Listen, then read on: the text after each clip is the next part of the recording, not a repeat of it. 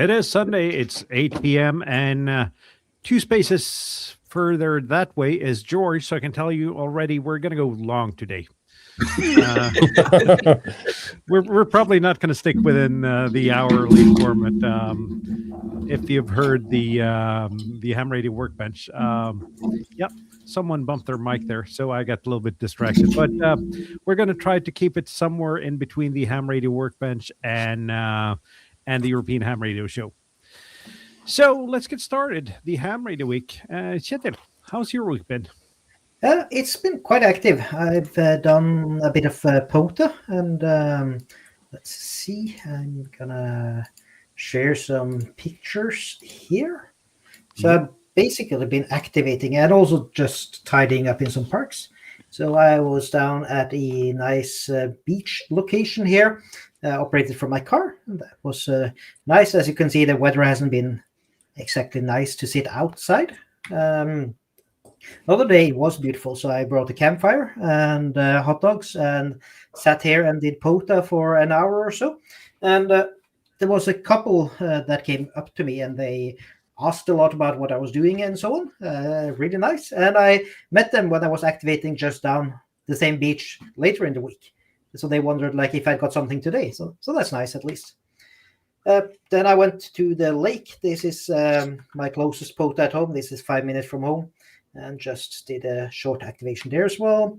On the way to a work conference, I brought a X6100 JPC-12 in backpack and activated this little city POTA. And it's amazing what you can get DX with this little radio, 10 watts SSB, and you get out there. I think this is lovely. And on the way home, this random park, not radio related, but it has a steam machine in it. I think that is epic. That's just so cool to see. You should have brought in G90. You could try to tune that thing. I was gonna say that. That's a perfect counterpoise for a pole, right? Yeah. Or it's just simply an antenna. Maybe. Looks nice at least. And then back to the same beach. This is where I had the campfire and total failure. This antenna is usually perfect on 20 meters and it was infinite, but turned out to be the coax that was bad. And I spent about 45 minutes fiddling with rigging up and down and masts collapsing, and then I just gave up because the sun had set. This backpack was full. It's a 110-liter backpack. It was full with firewood and radios and batteries and hot clothes and everything. So yeah, kind of boring day. Yeah, so that was my week. Also, on the more organizational side, I decided to step down as manager for bunkers on the air in Norway. So if you are Norwegian and if you want to step up and do that, please just send me a ping. Because if somebody wants to drive that organization, then that would be very nice that somebody wanted to continue with that. But I don't have time to do it properly. It does require quite a lot, and I don't have time to do both that and parks on the air, sadly. No, we can all see that, Kjetil. And if you're by any means interested in Portal Radio or in Norway, do consider it and send Kjetil a message. Yeah, or send a message to the mail on the webpage. Actually, that's even better. Then I don't have to be the middleman. But there's lots of bunkers to add, and could be a very good program for those who have time to do that. And hopefully somebody will do. I don't know what will happen with the program. I left that up. I do think it will be left in the state it is now, and then until somebody takes over. But I'm not sure about that. But we can all see that this takes a lot of time, and you're doing a lot of other stuff in the hobby, Kjetil. So it's an understandable decision. Yeah, that's. I was hoping so. And POTA is also quite big. There's a lot of things to keep track of there, and been quite a lot of mails and other things going back and forth there lately. And I think there will be a lot more going forward. So I'll focus on that. So I think it's important to recognize that us that do this, if it's that or SOTA or whatever, everybody's a volunteer. So you have to basically focus on what you can handle and what's best both for the program and for yourself. So Absolutely. And this is supposed to be a hobby. It's supposed to be fun. And the moment that stops being fun or it just takes up too much out of you, it's time to step down. yep. So that was me. So let's step over to Germany. What do you have, Tobias? Oh, as usual, I was not on the air and just worked on my video editing backlog. So I have one video already posted. This is already 8 months old. It's all very, very old history, but I think it's a fun video. So I really want to edit the footage. The half day of Ham Radio 2025, when they are shutting down on Sunday. Yeah, so it stops early. I think 2 or 3 p.m. is when the fair closes on Sunday, and it's a complete different vibe to the other 2 days. So if you're interested, you can watch that. And then I have 2 more interviews coming up. This is not posted yet. I talked to the guys, or one of the guys that presented Hamnet. So the, amateur radio internet, basically. And it's quite big in Germany. Lots of 10 gigahertz and WLAN repeaters. And there's a link in there to a map, so you can see how it is all meshed up. So this is basically the successor of what was packet radio in the 80s and 90s. And I got this nice interview from the ARDC. So that nice guy took time and explained it all to me. So he's featured on the thumbnail now. So, and then I'm finally done with all the old footage, and I can do something new. So that was basically my week. So in another 8 months, we'll see the video from Oslo then. No, the antenna build challenge video is also already edited, but I didn't want to release it before we have the joint video up. Yeah. So as soon as we release that, you can also get the awesome antenna build video from my side. So it's just Blake or and the video is getting closer to being released now. So we'll probably post it as a premiere at some point. We just have to figure out when. In case you're wondering who won the challenge. I forgot to mention that, but I spent a bit of time editing that video this week. So, there will be some, as I knew that Kjetil was suffering through 5 million camera footages, I thought, okay, I should also get my remaining videos done. So there's a fresh start afterwards. Yeah, so that will be released on the TEHRS channel as a special video, as a premiere. So we'll be available in chat, and video is about half an hour or so. It's going to be nice and fun and a good entertainment, hopefully, for the ones watching. Very, very serious, all of it. Yes, that's us. Yeah. Yep, we're the serious Ham Radio show. Yes. Or the ones that put amateur radio. Jürgen, how was your Ham Radio week? You were in Barcelona, weren't you? Yeah. Good evening, all. Hi. Let's start today. I worked Shannon, Kilo Charlie 1 Oscar Hotel Tango in the park. Did some PODA hunting today and giving some points in the ARRL contest. I worked a number of stations. Also, yesterday I did some PODA hunting. A few interesting stations are on air since a while, and among them, yesterday, there was a park on a small island with very little interest for amateurs, for hams. A reference, I guess, is Bravo Victor 001, so that's Bouvet Island. After, I don't know, 3 hours, I managed to work them.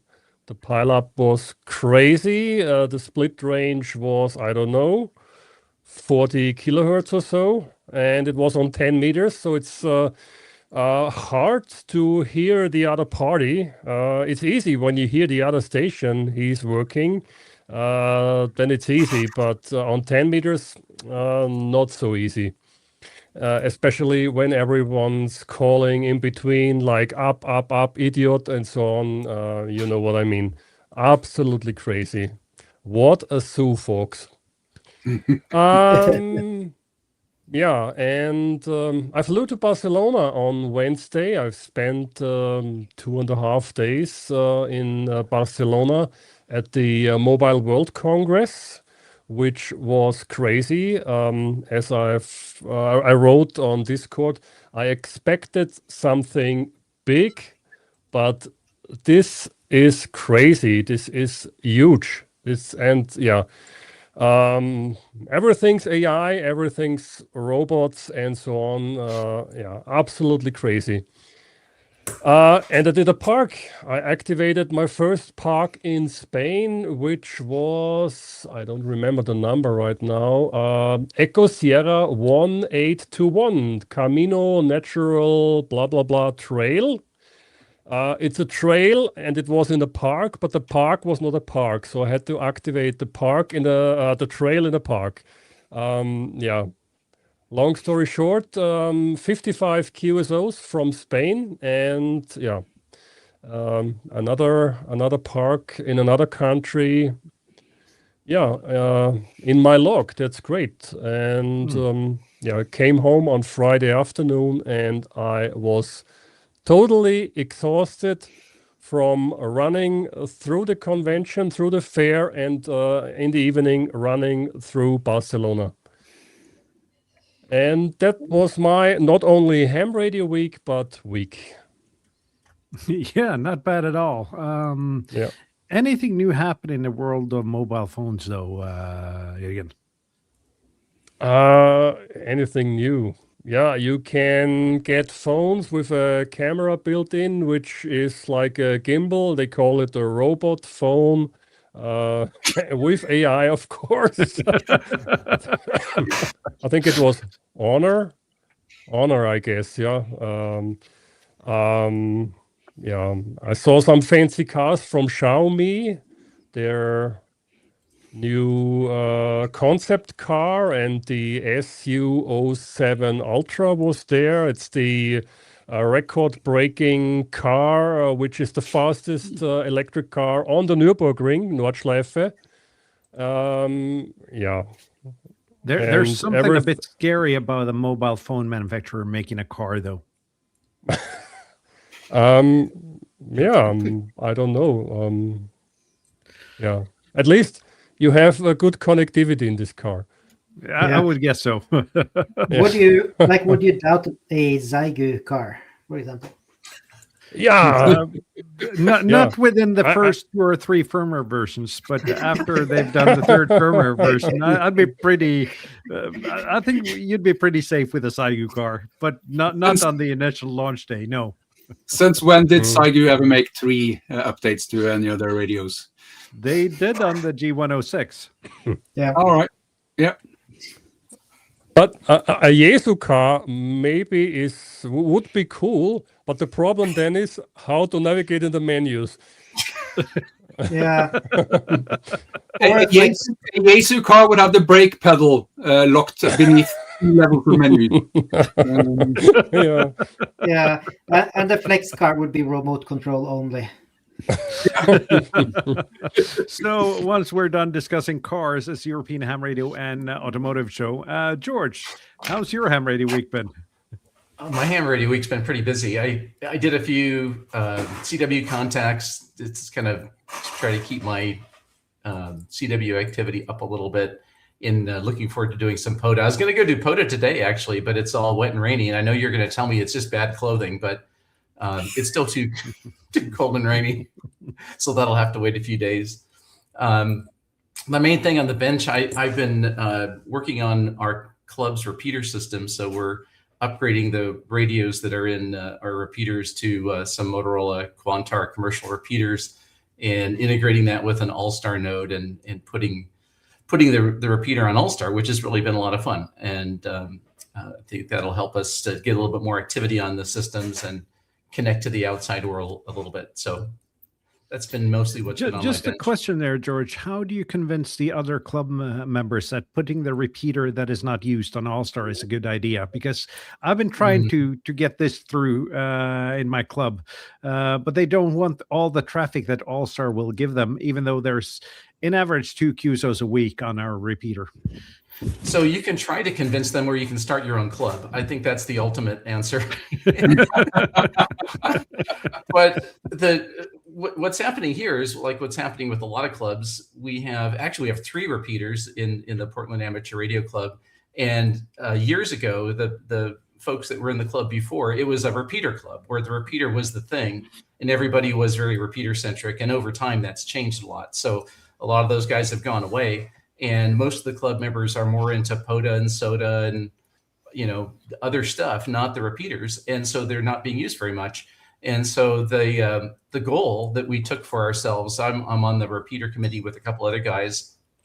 And so we said, okay, we're going to enhance the functionality to try to drive more people to it, and then also encourage people to use it. So like if we're going out to do a POTA, why not get on the repeater and coordinate, where are you? And don't forget to bring, the hot dogs or whatever you need to do rather than your cell phone.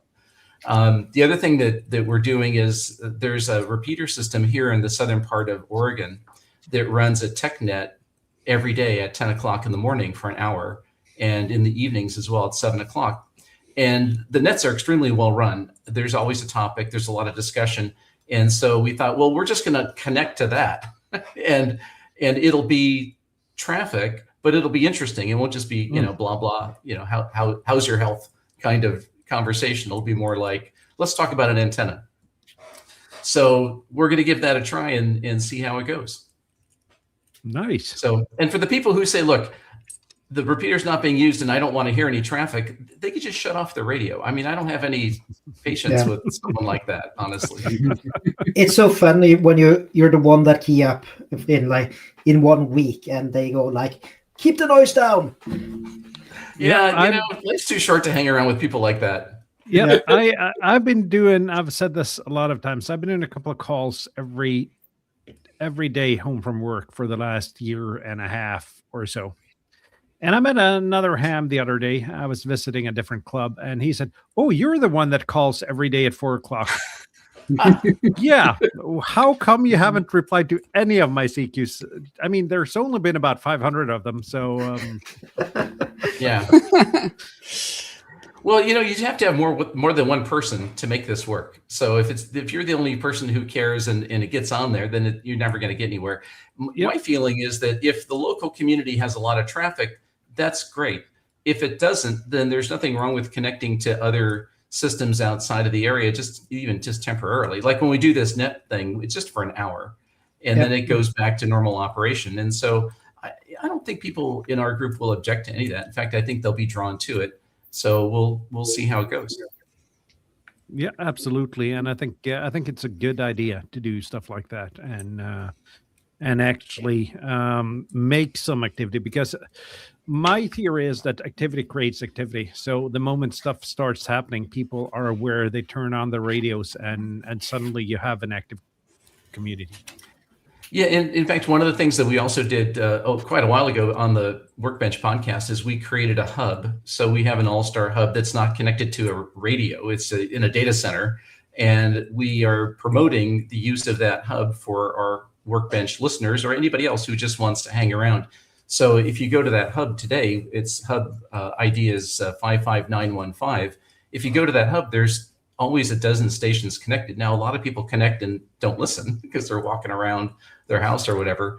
But I want to encourage that to be a watering hole where people can kind of go and hang out. And that will also connect to our local Portland repeaters from time to time in the net that I'm talking about. So I think the goal is to create kind of a community square where people will want to go. So when I moved to this Portland area 3 years ago, one of the first questions in the radio list of questions was, where should I hang out on the radio locally? And there's tons of repeaters, and it wasn't clear where to hang out. So I want to foster the notion of a place where people can hang out and find someone. So I think that's really an important attribute. And if you get very little traffic on your local repeater, connect it to something else outside the area. find more people. I will. I'm just going to ignore those other people. They won't notice that I've done it nonetheless, though. So Yeah. Yeah. Or if you're just gonna follow the conference thing, hook some AI up to it that answers everybody.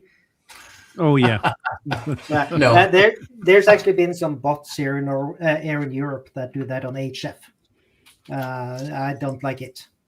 So we had on our for our Workbench podcast, we have Discord and we have a Facebook page. And on the Facebook page, one day this thing showed up that summarized conversations going on. So it's an AI bot that Facebook built that generates traffic on the thing. And I'm like, I shut it off because I don't want this stuff that is, synthetically created by the machine.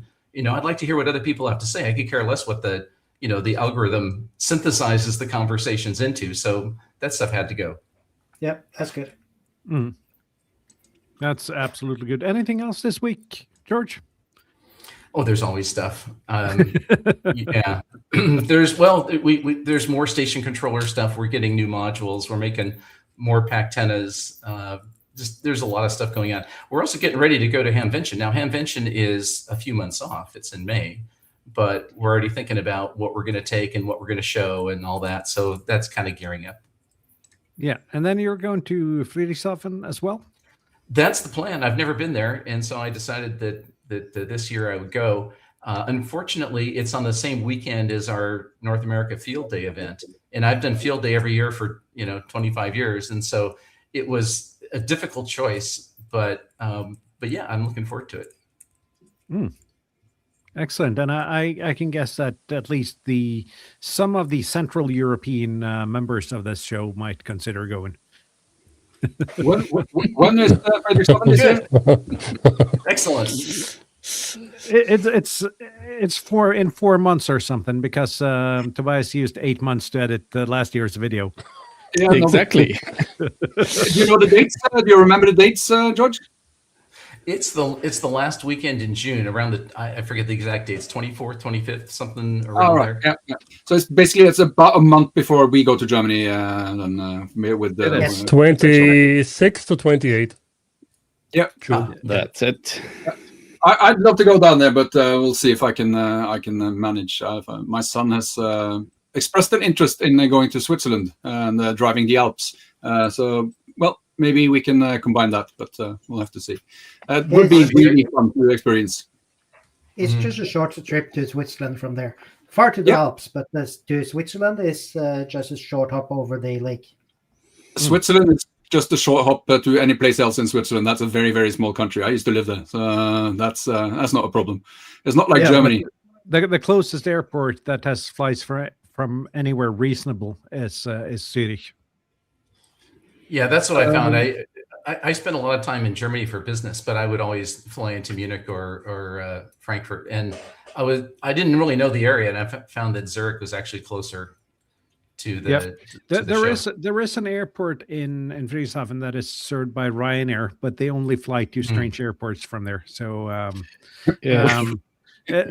well, Ryanair does. So yeah, I was going to say so you have to go via Ibiza or something like that. Yeah, actually, I think that is actually where you have to go. That or some town in Poland that I've never heard about. Yeah, I do love the fact that when you're going to Friedrichshafen, it says how to get there by private airplane is one of them. It's not what you usually see. Yeah, I'll just fire up my business jet and go down there. Yeah. Geneva Airport should also be an option. It's not really that far to drive from Geneva and up, so that could be an option as well. Let's see, Bob, how's your ham radio week been? It hasn't had a lot of ham radio in it. I was talking about this just before we came on. There's this crew of mad people visiting an island, and this is drawing out absolutely all that is worse of ham radio operator behavior. So I'm sort of boycotting that entire expedition. I don't want to be a part of that ruckus on the air. So I haven't been much on the HF, but I have been playing with other things. Let's see. This could take a while. I'll try and be quick. I got a new HT. I think Jürgen, you actually saw this HT at your conference, which is this one. Yeah, I Yeah. saw a I'm not sure if it was this one. Yeah. Yeah, this is called the Looks Explorer familiar. 1. Yeah. Okay. And it's got a VHF and UHF radio in it. It's got DMR. It weighs about 2,000 kilos. It feels like, and it's got they call it a 20,000 milliamp hour batteries. I can't figure out why can't we just start talking about amp hours? Why does it have to be milliamp hours? It's a bigger number, Bob. It's a bigger number. Yeah, but it's tiresome to say 20,000 milliamp hours of capacity. But yeah, it's got. I know you can do the math in your head though. So just call it a 20 amp hour battery. Yeah, but then I'm afraid people won't get it. So we need to change the world, not just me. If it was designed by women, they would say 20. And men say 20,000. Oh, I'm not going to go there. This is on the International Women's Day. This can get muddy quickly. No, I think that was not that was well meant, Jürgen, and I agree. I would even hope that if women decided, they would call it watt hours, which is what's really irrelevant. But yeah. But this, of course, it's also a phone. It's an Android phone, and I think I've let slip what I think about Android before. So this is quite a culture shock to me. I've decided to I'm gonna try and embrace the Android experience, even though that feels like let's not do that analogy on here. That's not good.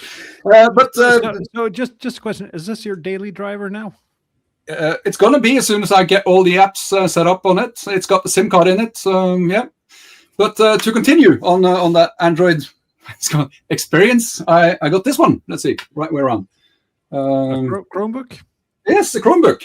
And I have to say, because I've been talking smack about Android for a long time, and if you ignore the fact that Google is this giant company set up to spy on you in every which way, the software is it's getting better. It's not as annoying as it was the last time I used Android. So it's moving in the right direction. Still minor annoyances, and I just need to do this example.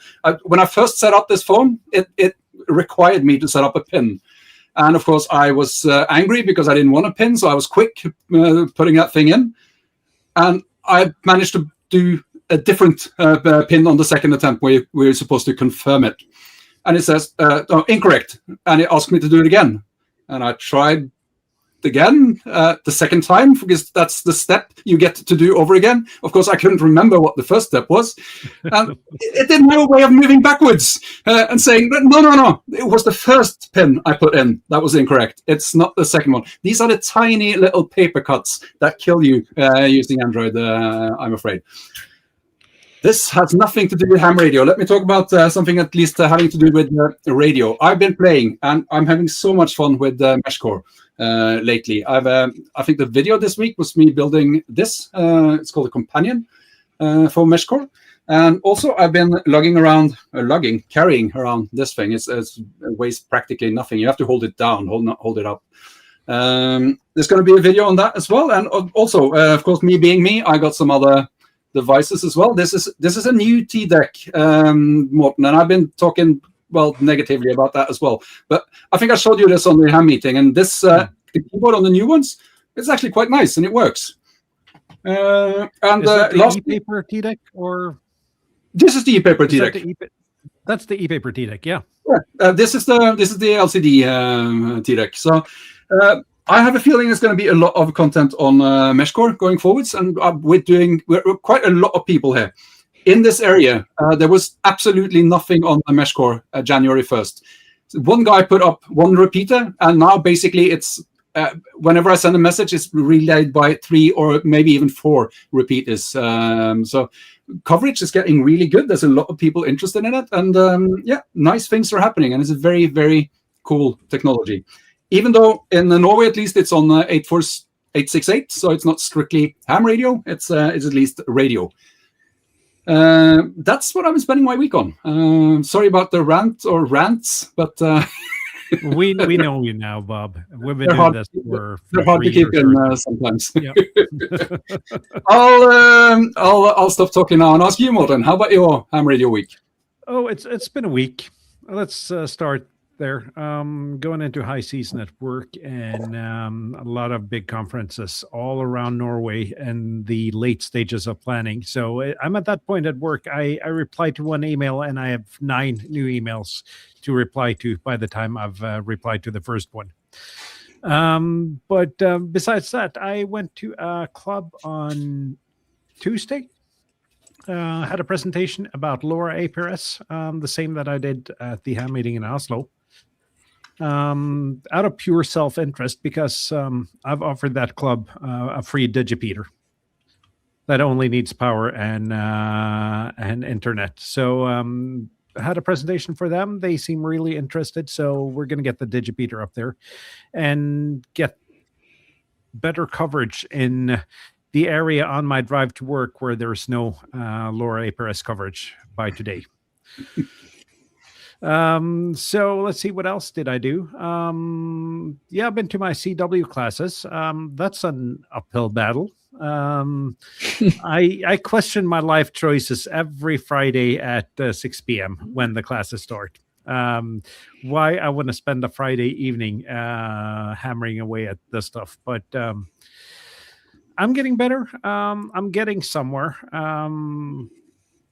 The teacher has his own philosophy on how to teach this and what letters to teach. So it's not like you can pick up any CW app that uses the coach method and follow along. You have to kind of do it that way. But somehow it starts to get somewhere. My goal is to be able, when we go to Germany on the meetup, to be able to do a full CWQ. So that, let's see what else. I went out yesterday, not knowing that it was the US or the ARRL DX contests going on. Speaking about questioning your life choices, bringing a 20-watt radio with a big contest going on is also makes you question your life choices. So I went out there yesterday with the G90. Every band was crowded, really, really crowded. There was stations pretty much everywhere, and I had a hard time keeping a frequency. Never mind, though, I logged the one that tried to steal my frequency on 20 because he said his call sign so many times that I thought he was an accuser with me. Set up by a river. This is actually one of probably the only threefer in Norway. By a river, I put up those nice ham radio station signs that you made, Kjetil, on the side facing the parking lot. The thing is, though, I should have looked at the roof racks of the cars beside me and noticed that there were spaces for kayaks on top of those, because all the people I met came up from the river, and I should have had the sign down there. So that saved me a lot of questions. Set up a Ribikoff. Spent about, I think, half an hour there. It wasn't really fun not being able to keep a frequency, but I got some QSOs. I see that Steve Victor Echo 1 Sierra Kilo is now back from his vacation, so hopefully I can start getting some DX when I'm out again. And then today I had some plans going out for a PODA, but I decided just stay at home instead. So I did some tasks on the G9. It hasn't really survived the winter as good. Some of the radials have come loose, and the top end collapsed on itself. And with the bottom end covered in 40 centimeters of that white stuff on the ground, it's kind of hard to do anything about it. But snow's gone now, so I set the antenna up and played around for, I think, 15 minutes on 15 meters. Is that sideband? That's most of it is sideband. The Nice. 2 Italian ones and one of the stations in Indiana is actually FD2. Besides that, that's basically 15 minutes of sideband. Nice. And then, well, I made my first DX contact on FD2 with a station in Indiana, which is insanely fast. It's so fast that you don't have time to react when stuff happens. So I'm not really sure how fun FD2 is. And I guess that's my ham radio week. Let's see if I can unshare my screen here, which hasn't been too eventful. And I'm guessing next week's going to be pretty much the same thing. I don't think I'll have time for any more ham radio than next weekend. And the week after that's going to be like that. And, well, it's going to be like that until May. End of May, actually. But we do have a topic today, actually. George, iShareRadio is something I've heard about on the ham radio workbench. And as usual, I have a hard time visualizing this. So I figured it'd be better if you actually told us what this is.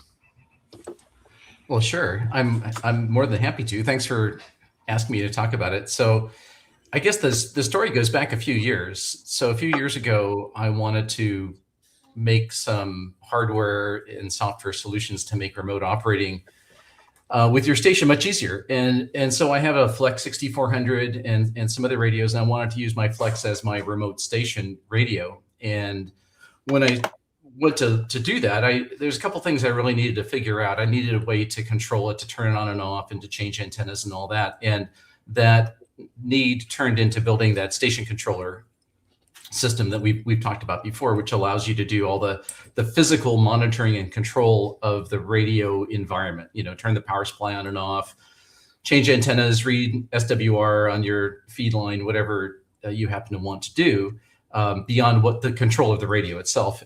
Now, that did well, and we launched that as a product last year. And the next thing that we started looking at is when you deploy a station with multiple users, there's a whole bunch of problems that crop up. So if I set up my remote station for my own personal use, once I get the radio working and I get the station controller working, like I'm kind of ready to go. I don't need anything more. But if you deploy the radio in a way that multiple people will access it, let's say your 5 best friends or your club, then there's a bunch of other issues you have to deal with that you really need to consider. So the kind of problems we run into, for example, with a Flex radio, when you access the radio, you have to log into a software client called SmartLink. And as the owner of the radio, I have a login ID. And if I want you guys to use my radio, I have to give you my login ID. So everybody uses the same credentials, which I'm not really wild about, especially if we had a big club. Like, so for example, here, I belong to the Portland Amateur Radio Club. We have over 150 members. We have a Flex 6400 as a remote station. And handing out that same login ID to 150 people just seems wrong somehow. So that's kind of an issue. You'd like to be able to have a way to schedule the access to the radio, but there's no convenient way to do that. So you have to make something up, like use a Google Calendar or something. What if somebody wants to transmit on a band that there's no antenna on? You have no way to control that. So there's just a whole bunch of like administrative things that are problematic with the remote station, whether it's a Flex or anything else. So about 1.5 years ago, we scoped out what we thought would be a really cool piece of software that would solve a lot of those problems. And so that turned into a product called iShareRadio. And iShareRadio is now in beta. We just enabled the beta mode the 1st of February. So we've been running beta for about a month. We've got a couple dozen people in the beta right now. And some of them are just going to use the radio, share it amongst their friends and family, and others are clubs. Most of them, I would say, it's really for clubs. So that's the idea. There's 4 or 5 major components to iShareRadio. The first part is the multi-user login. So if you're familiar with Flex, you log in with SmartLink. With iShareRadio, you never see SmartLink. You log into iShareRadio, and it then logs into SmartLink for you. So as the user, you never see SmartLink, which means you never know what the actual SmartLink login is. We handle that for you. The administrator knows what it is. The owner of the radio does, but the normal users don't. So when you log in, you can set up your profile. And for example, you'd say, well, I'm a extra class operator in the United States. And so there's a set of bands that I can operate. So those privileges are set based on my license class. So one of the things we want to do is make sure that you can't transmit out of band. So if you're in, Canada, you have a foundation license or whatever class of license, the bands you can operate are restricted. And what happens is that our software constantly looks at the radio and understands what the configuration is. What's the frequency, how much power, the mode, and all that. And if you try to do anything on the radio that the administrator doesn't want you to do, it'll prevent you from doing it. So as the administrator, I can say, for example, we don't have an 80 meter antenna, so you can't transmit on 80. So I can set that as a rule. Or I can say, for example, it's a 100-watt radio. You can run up to 100 watts, except for digital modes where we're going to restrict it to 50 watts or whatever I set that to. So there's a lot of ways that we can constrain what the radio does so that the user doesn't accidentally do something they're not supposed to do, either because it violates their license privileges or what the administrator wants them to be able to do with the radio. The third thing is a scheduling calendar. So if I want to use the radio, I can go to the calendar.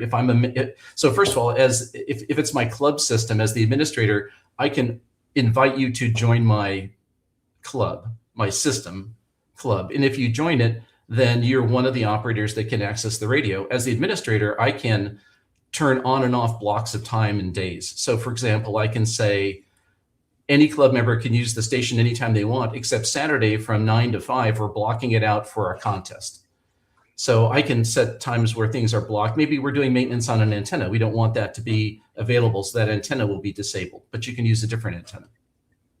So the scheduler really helps you not, reserve time. You've got the time, lets the administrator control who has access, when they have access, that sort of thing. The fourth thing that we do is we integrate the station controller into it, so that you can use the iShareRadio user interface, which is through a web browser. Lets you use that interface to control and monitor the station. We basically give you the same user interface features as the normal station controller, except that with the normal station controller, when you buy the station controller, you get a Node-RED flow, and it's in source. And so you can do whatever you want. And if I make my Node-RED dashboard available to somebody else, they can look at it and they can change it. And for some people, that's fine. But if you're administering a club, you don't want people to go in and mess around with the code that's behind the station controller thing. So you use the iShareRadio front end for the station controller, and you cannot get to the source as a user. Only the system administrator can set the parameters of what could be done. So those are the four big components of it. The fifth thing is optional. And that is the ability to offer your radio for rent to other people. So you can think about one mode of operation is it's my radio, I'm the only guy using it. I don't really need most of these features. The second mode is it's my radio and my 5 best friends. I'm going to let them use it.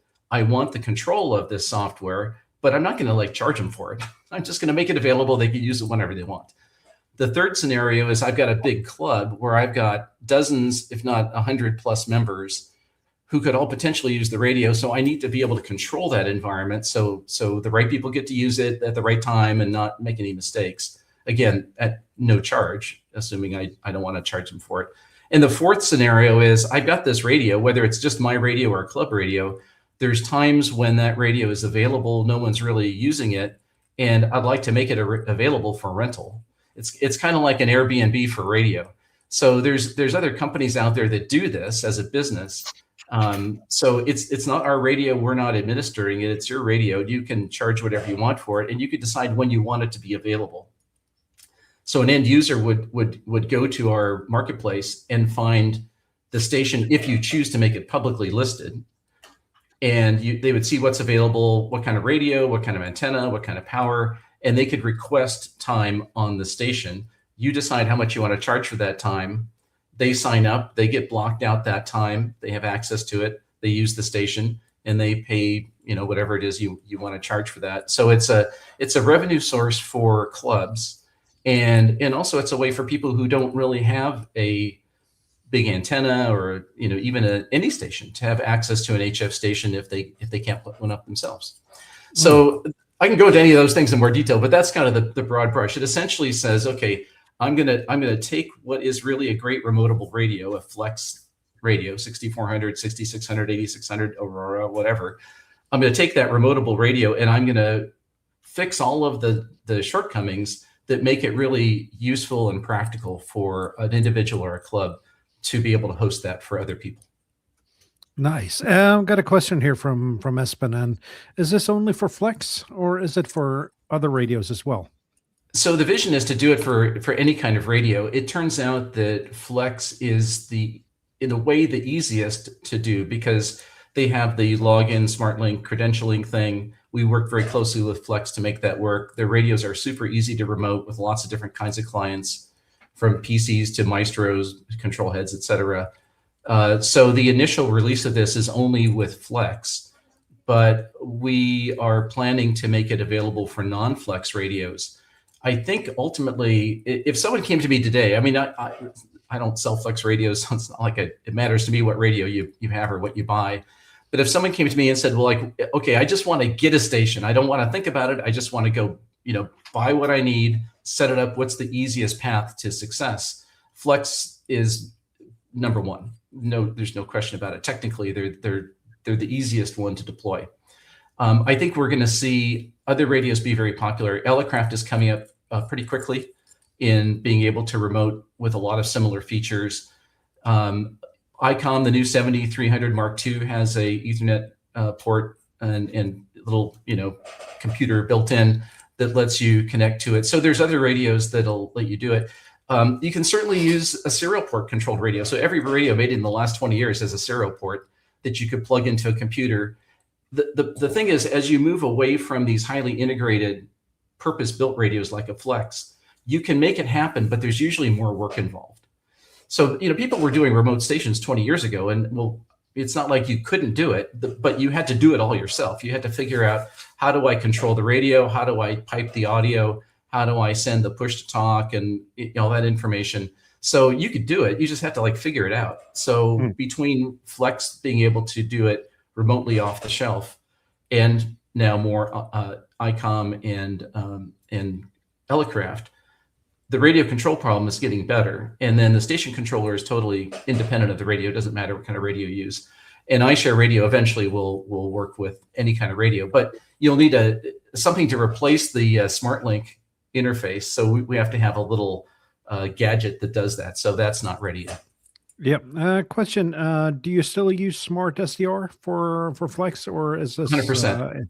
Yeah. So yeah. It's not some kind of web browser solution. Then. No. So one of the things that we decided very, very early on is we did not want to reproduce any of the radio control user interface. So whether you use Smart SDR or a Maestro, or like on the iPad, there's a fellow that makes a Smart SDR equivalent for the iPad that's fantastic. So you use all those user interfaces. We don't try to replicate any of that stuff. That's good to hear. And because that was something that was a little bit unclear to me, if this was some kind of web interface or if it was still using Smart SDR. But we didn't really want to do that because it's a lot of work. And would we make a better user experience than you could get from Flex or from one of their third parties? Probably do not. I have to answer that question? It's a rhetorical question. Yeah, I'm a Flex user, and I agree it's the easiest way to get remote, but it's also a complex way of doing ham radio. If you're an elderly person that don't know computers, and the issues that can rise from having everything done in software. A Flex might not be the obvious choice for you. See, I would disagree with that. I'll tell you why. So if somebody said I don't want to fool with the computer, then I would say get a Maestro control head. It's a box with knobs and a speaker and a mic jack, and it is the front panel of a radio. It just happens to have the back end somewhere else. So the only thing you have to do on the Maestro is put in your login ID, and then you're off to the races. So it's really not it's no more difficult than any other radio. Good point. A related question then. You're talking a lot about remote here, but would it be possible to do this for someone who doesn't do remote, but basically for a club station, so that you book a slot. So you skip all the remote stuff and you just sit there and say, this hour I want to sit at the club station, and then you can book it. Yeah, that's a great point, 100%. Because if you have everything local at your club station, you still need to be able to, turn things on and off, change antennas, reserve time on the system, make sure that the people visiting don't use the radio in the band they're not supposed to be transmitting, and all that stuff is still very relevant. Yeah, for example, for me, if I'm driving to my club station, that's a 2-hour drive. And it's very boring when you get there and you find out somebody else is using the radio. Right. That's kind of a wasted day. Yeah, so you just go in the scheduler and just block out the time, and there you go. Not a problem. And what we've found is a lot of clubs that have physical stations are seeing that there's fewer and fewer people using them. And, it used to be many years ago, I guess I never had a club like this, but I guess you'd go to the club and you'd use the club station. And over time, there's less and less of that. And a lot of clubs that I've talked to have said what they want to do is get people to come to the club building and use the radio. But when they're not, no one's using it, they'd like it to be available for their club members to use remotely. And I think where that's particularly useful are for, let's say, you live in an apartment, you can't put up an HF antenna, or you live in a restricted zone, home, you can't put up an antenna. So being able to access the club's radio would be great. Absolutely, and we've had this discussion in my club a lot of times for the people that are in retirement homes, for the people that don't have the health to maintain their antennas and everything to make it remote, which is actually a good thing. And if you can simplify it, that's even better. That's one of the things that's at least kept me behind on doing this, as the lack of control you get, as you say, if you have a lot of people using the same set of credentials with the same permissions. Things can go sideways pretty quickly. Even if you just use it for yourself and your friends, there's times when the antenna's unplugged because you're working on it, and you don't want your friend to fire up the radio and start transmitting. I mean, there's just little things like that I would feel a whole lot better if I had control over my station. If I allowed you guys to use my station, I'd feel better if I had a way to control it so that I don't accidentally blow something up that, just because someone exactly. I mean, it's a difference between giving somebody root access to your computer or setting up a user account for them, or a guest account on your VLAN, right? That's an excellent example. Yeah, analogy. That's very true. I can show you what it looks like, by the way, if you'd like to see. Absolutely, yeah. Would be very nice. One question that came up in a discussion in our club was logging of errors. Basically, if something breaks when you're working, how do you report it? So do you have some sort of reporting for that? Yeah, there's two ways to look at that. One is can the user report what goes on? Yes. So there is a way. In fact, the way, like with the marketplace version, where someone else is using your station, and this would also be available for club users, at the end of your session, the system will say, how did it go? And if you said it was great, then life is good. If you say, I had a problem, it didn't work right, then you could tell us what happened. And in the case of, let's say the worst case scenario, I rent time on your radio, and for whatever reason, I could never get it to work. So at the end of that, I'm not happy because I didn't want to pay you any money for the inability to use your radio. So at the end, I want to be able to say, hey, this didn't work. You don't get billed. Somebody contacts you and said, like, well, what happened? And we can figure it out. So there's the user side of it. There's also the system, our system administration side. Every single thing that happens on the radio is logged. So we don't store any private information, but we do store what activity happened in the software. So if you try to go out of band and it readjusted the radio into band, that gets logged. So anything that's going on will be logged in the system. So if you need to diagnose anything, we can go back and look at the activity logs. That sounds good. And that's good. And I like the thing about no personal information because well, we're based in Europe and we have GDPR to comply with, and that makes it usable for Europeans as well. Yeah. So things like your location, we don't we don't want to log any of that information. You know, all we really want to know is what was the user account that was using the system and what command did they execute and did it work or not? I mean, that sort of stuff we'll log. But like, Yeah. you know, where you're located, you know, all that stuff, we don't want that data, frankly. Good. So I can show you what the thing looks like. Let me see if I can share. As soon as you've shared it, it should pop up in the producer window here, George. Okie doke. Yep. Let's see here. All right. Can we embiggen that even bigger, Morten? Is that possible? No, we cannot. StreamYard's a bit limited on that front. Yep. All right. I hope you can see the web page. Yep. Yep. Okay, cool. So if you go to iShareRadio.com, you'll be greeted with the login page here. And I don't have everything in this running with my station, but I'll show you just a couple things here. So we can go ahead and log in. Let's see. So we'll go here to the login.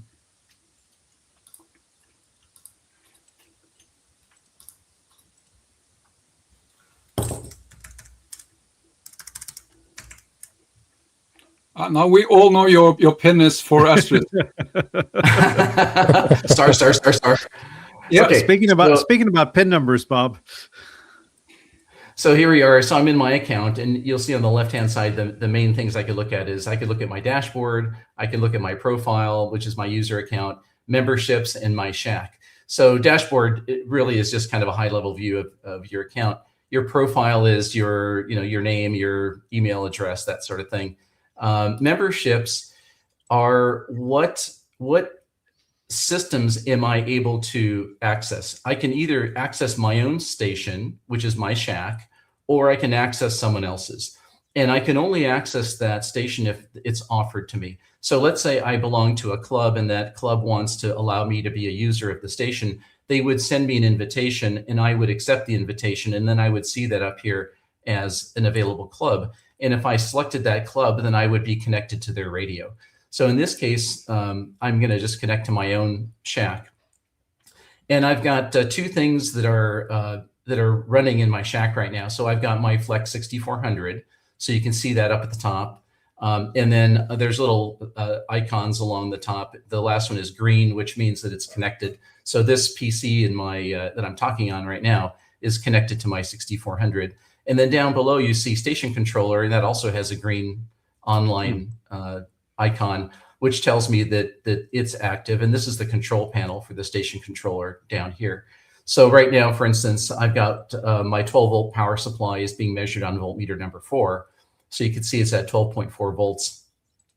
So I can monitor different, power supplies, batteries, temperature sensors, turn relays on and off. I can select different antennas, look at RF power.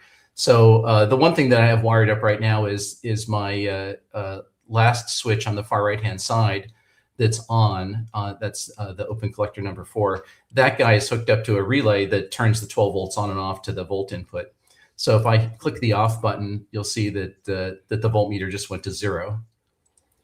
And if I click the on button again, it flips the relay back on. And then once it samples again, then you'll see that voltage will come back on.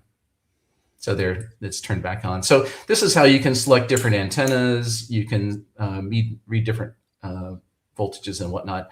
Now I can also bring up the Smart SDR, and you would just see that in another window here, and it would be connected through my Flex radio at the top here. So we'll look at a couple of the options here, like display band map, for example. So this is the preloaded frequency range and power limits that come by default for a US licensed ham with an extra class license. So if we were to pick, let's say, Great Britain with a foundation license, you would see different frequency ranges, and that would all be noted here. Now this is by default, and if the system administrator wanted to change that, like they say, well, we have no 60-meter antenna, well, you just delete that from the table for your particular station. Let's see, what else can we do here? Let's go up along the top tabs. So these are the devices that I have associated with my account. An offering is a way that I can offer my radio to be available to somebody else. So I don't have one here that's created. So I would create an offer. That could be, for example, I have a 6400 in my shack. I want to make that available to my friends. I would do create offer. I would describe what it is. I would invite people to that particular station, and then they'd be able to accept the invitation and use it.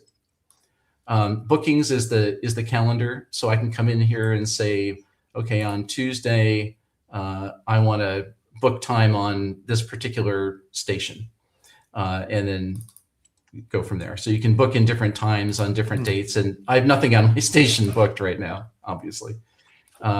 With the map, you can, if you want to put your geolocation data in there, you can see where your station is. The nice thing about this is, let's say we all have radios and we're all in different locations. We could all be in one club and we could look at the locations of our different stations if we want to. And then to run this stuff, the only thing you need to install is what we call our ISR client, our iShareRadio client. And the iShareRadio client is our equivalent of SmartLink. So you would download this little piece of software that runs in the background, and you can either turn it on when you want to or just leave it up when the system boots up. And we can run this iShareRadio stuff on virtually everything. So I'm running on Windows. We have a Mac version, we have a Linux version, and we even have a Raspberry Pi version. So but you can just a run quick question here, anything. George. With the Linux version, does this need to be on the same computer as the Smart SDR? It has to be on the same LAN. It doesn't have to be on the same computer. Yeah. Okay. Yeah. So you could put actually that iShareRadio app on a server somewhere then. And Yes. Yeah. You can just stick it on, like in my station controller Raspberry Pi is running the iShareRadio client. Yep. And that's the thing that makes the connection between my computer and our server, and then the server then connects back to the radio. So that's how it knows to make the contact. And By the way, then that client becomes visible as a radio in Smart SDR. Then that's right. Am I correct? That's right. Yep. And also your the data never goes through us. The only thing that goes through us is the authentication. So once the thing is authenticated, the communications between the user's interface, the Maestro, the Smart SDR software, whatever, goes straight to the radio. So we don't proxy that and slow it down. We do also monitor it, however, just to make sure that you're not setting the radio into some mode the administrator doesn't want you to do. And I have to ask, how much is this if you want to set this up? Good question. We're not sure yet. We're still figuring out how many. We're going to have different tiers. So, for example, if it's my personal radio and I want to let my 3 friends use it, that would be a different price than if I had a club with 150 members and 3 radios and whatever. So there'll be some sort of tiered price offering. It'll be an annual subscription. Yep, because when I looked at the prices on the webpage as they are now, I figured that's just placeholders. Yeah, they're totally placeholders. Yeah. So we don't know. I mean, for $2 a year, I'd sign up even though I didn't have a use for it. So yeah, for $2 a year, would shut it down. So I'll tell you what my gut is. My gut feeling is that we want to keep this reasonably priced. I mean, there's a lot of work that goes into building this, as you can imagine, and not only that, there's a lot of cost to actually run it because we're running this on AWS. And we're load balancing it, and we have to have enough capacity. I mean, there's monthly ongoing costs, which is why we have to charge for it. So we're trying to keep the cost per user as low as we can. But it's probably going to be like a pretty hefty subscription for a piece of software you'd have for your shack. Something under $100 a year for a small station, and something more than $100 a year for a large station, but I don't know exactly how much, and it could scale depending on. We're trying to figure out how to, do you make it complicated or not? I mean, in the ideal world, we want to keep it really simple and say, like, here's the price, that's what it is, do whatever you want. But it's going to be too expensive for small stations, and frankly, not enough to pay for a large station. And so we need to come up with some tiered price offering. Yep. And Elodie says here, so it's a proxy for the remote connection to the LAN where the Flex is available. And it's more a proxy for the login process, isn't it, Yes. George? Yeah, it's really the login authentication process. We're essentially proxying that, yes. But Yep. once that connection is authenticated and we keep it alive, that's the only thing that we need to be in the loop for. The actual data, like when I see all of the spectral data come to my display, it doesn't go through us. It goes straight from your radio to your computer. Because if you have never used a Flex before, you basically, Flex has a client that works pretty seamlessly, whether you're on your local network or remoting in. But the issue here is the login credentials and the permissions given. Right, exactly. And then when you look at other radios like ICOMs, Yaesus, Kenwoods, whatever, some of them are better suited for this than others. They're all controllable, but some vendors are better than others. So I would say if you look past Flex, Elecraft is probably the second most sophisticated. They don't have a login. You just go directly to the radio. So we have to insert ourselves in essentially for Elecraft, for ICOM, Yaesu, Kenwood, whatever, we have to essentially be the smart link for them because they don't have them. So again, you don't want to let anybody just point at the radio and use it. So you need to go through some authentication mechanism and control the radio, and that's what we do, so that you, as the administrator, you can control what's going on. Yep. Have you spoken to I forget his name, but the German guy that makes all the cool software both for Flex and the ICOM? He should be a perfect partner for this because he's built about half of the things you need. That's Marcus. Have you spoken to him about some collaboration? No, we haven't talked to him, mainly because mostly what he's doing is radio control, which we're not. So we're kind of doing two necessary pieces of it, and they don't necessarily have to talk to each other. But that's why it's a perfect partnership, because you're not going to steal each other's business. Well, yeah. So we have spent a ton of time with the Flex guys. So when we first approached Flex about this idea a while ago, actually we talked to them 2 years ago and said, why don't you do this? And the Flex guys were like, we would love to do that, but that's good idea number like 475 on our top 10 things to do. So and they totally 100% understand the need for this. And it's always been on their engineering list of things they'd like to get to, but there's always something else more critical. So we said, well, if we do this, we want to do this with your support. So we don't want to just do this in spite of you, because we don't want you to then go do it and let it waste our time. But we need your help. At some point, we need to work with you. And they're like, okay, that sounds great. Let's do that. And so we've worked with them for well over a year and a half, with their R&D team to make sure we had access to technology that is not available to a regular, just third-party person.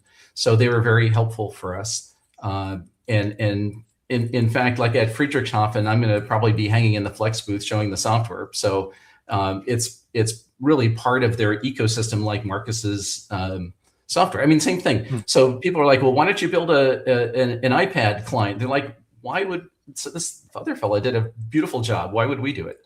So Flex is very good about an ecosystem kind of relationship. And I think he builds, as Marcus's name, he builds the ones for ICOM as well, for the 705 and some of the others, right? Yeah, that would be a perfect fit, because you would need some sort of solution to remote an ICOM. So let's say 705, you would need some sort of solution like the one he also already has. And combine that in a smooth way with what you're offering, then it's a plug and play solution to remote that.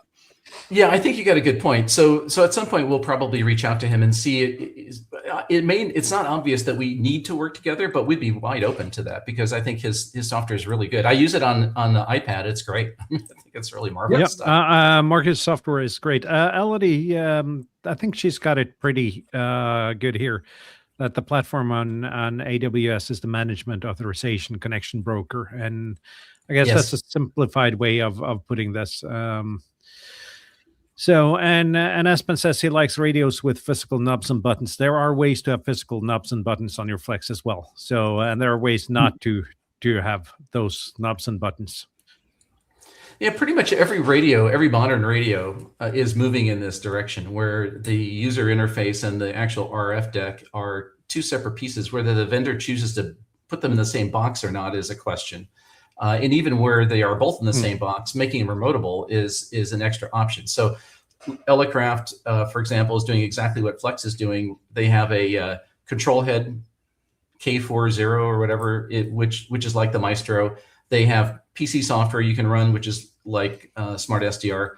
ICOM has RSBA1 software that does the radio control and the audio piping. So, most of the vendors are moving in that direction. I haven't seen very much out of Yaesu and Kenwood. Well, yeah, I think with a Yaesu, you pretty much need a separate box to do this. And as far as I've understood from a couple of Yaesu owners, that it's about as simple to use as any Yaesu radio. Fair enough. But the remote capability is definitely why I got a Flex. I haven't really used the remote capability, but it's an option that I have. And when I do want to use it, it's as easy as picking up my phone, thanks to Marcus software. I think there's kind of two big camps here. There's kind of like the club. Okay, we have more than 10 people who want to be able to access the radio either locally or remotely, and how do we manage all that? So that's like one use case, the big use case. The other one is like, hey, it's my radio and I'm going to let my friends occasionally use it. And even in that use case, a lot of times, like I'm the main user of my radio. I may be remotely operating from my couch. It may not be in the shack, right? So remote is not necessarily, hundreds of miles away in a different continent. It could just be like on the patio. It can be FT8 on your phone while watching TV instead of playing Candy Crush. So yes, it's absolutely an option there. But what I'm seeing here is a way to perhaps help friends that don't have the ability to use their stations or don't live in places where stations are an option. And because my radio sits unused most of the time and have that ability to offer some time to a couple of friends the time I'm not using it. I'm using my radio probably a couple of hours each weekend, and that's about it. Even for just remote receiving, I may not want to operate a remote radio, except I may just want to tune around and see what's going on in the band. What's propagation like? So you have 3 or 4 friends in different places. They might want to just tune in using the other guy's radio to hear what the band conditions are like. Is there an opening to some other part of the world? All that kind of stuff. Yep. And Espen agrees to me. FT8 from the couch is great. Yeah.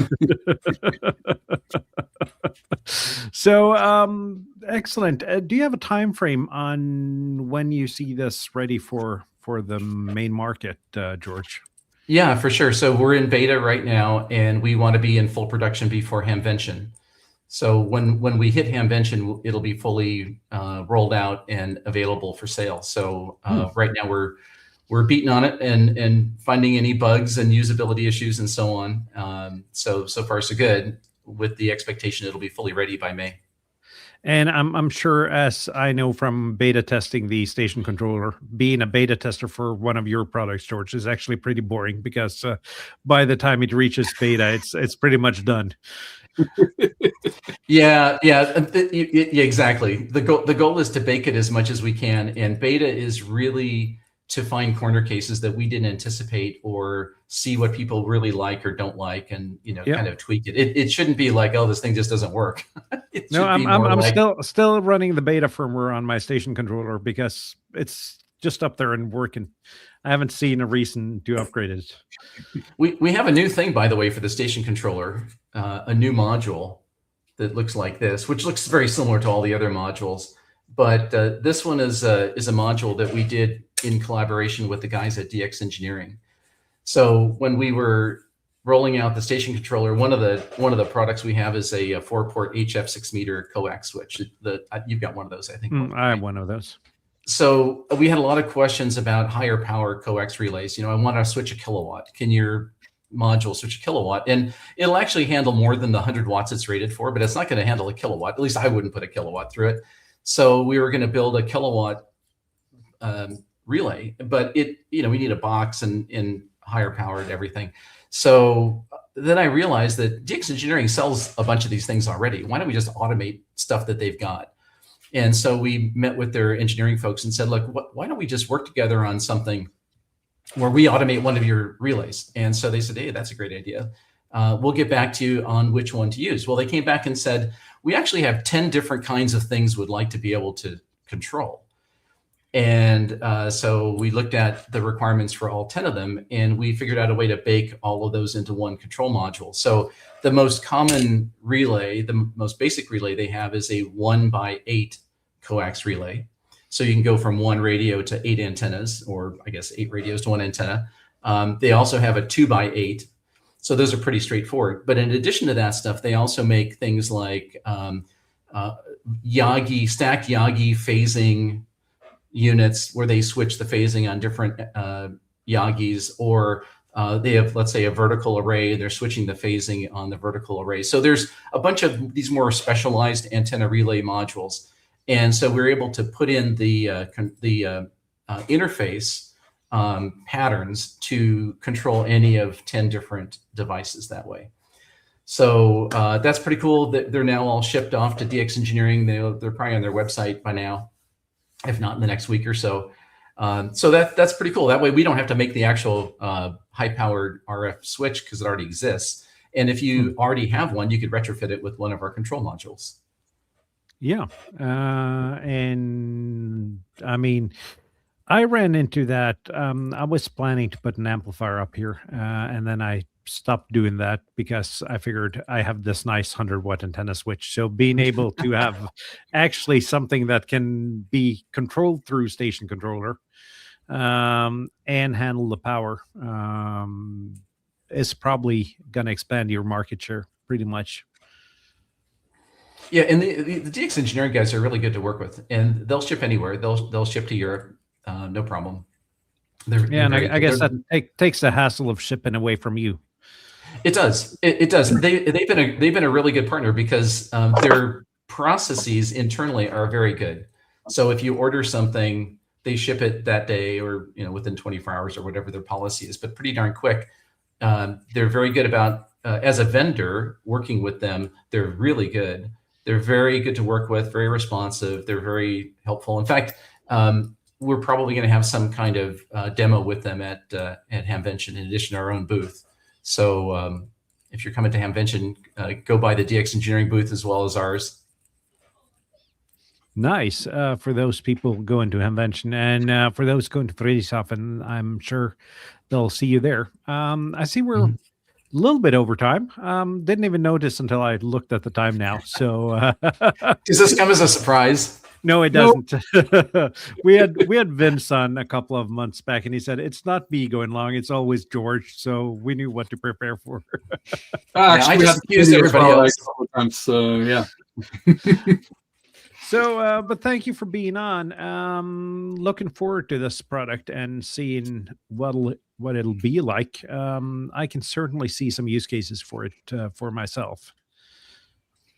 So cool. I appreciate it. Thanks for having me on and letting me talk about this stuff. It's been really a load of fun to work on the project. I'm really fortunate because I didn't develop any of the software myself. I do all the hardware and firmware, and this software is developed by Alan N7AKG and another fellow named Mike, who's not a ham, but we're working on him.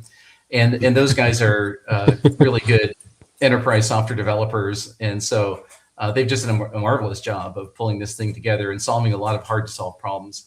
So I think, like a lot of clubs look at this sort of thing, it's like most projects, I could do that, right? Until you get into it and you realize there's a lot to this.